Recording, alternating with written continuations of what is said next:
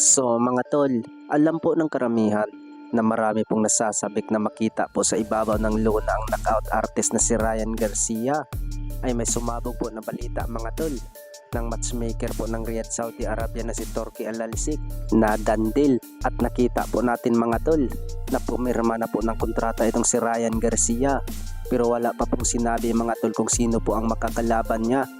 Hindi pa po pinapangalanan mga tol. Pero yung upload po ni Turki Al-Alsik ay sinare din sa WBO Junior Welterweight World Champion Teofimo Lopez.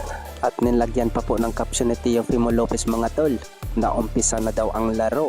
Ibig sabihin dyan mga tol ay si Teofimo Lopez po ang makakalaban po ni Ryan Garcia. Ay maganda talaga tong bakbakan nito mga tol dahil parihong malalakas. Ano kaya sa tingin nyo mga tol? Sino kaya ang mababagsak sa dalawa? Sa kabilang banda naman mga tol ay bumanat na naman ang ating pambatong former 3 Division World Champion angas ng Pinas Janrel Casimero sa paparating po na laban ng demonstran Japan na Oya Inoue dahil ay hindi na po si Sam Goodman po ang makakalaban ni Naoya Inoue mga tol.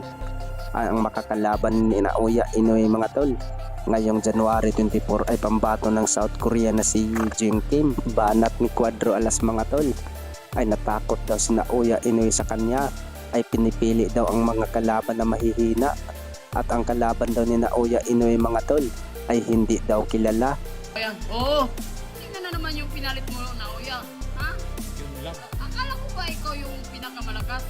Eh, yung pinalit mo sa kalaban mo, hindi naman natin kilala yun. Sino ba yun? Yun. Ka. Nagka, ano na tayo Kabistuhan na. Kabistuhan na tayo Hindi ka. Uy, Naoya Inoue, hindi ikaw ang tunay na malakas. Yan Naghihintay na ako sa'yo kung kailan ka kakat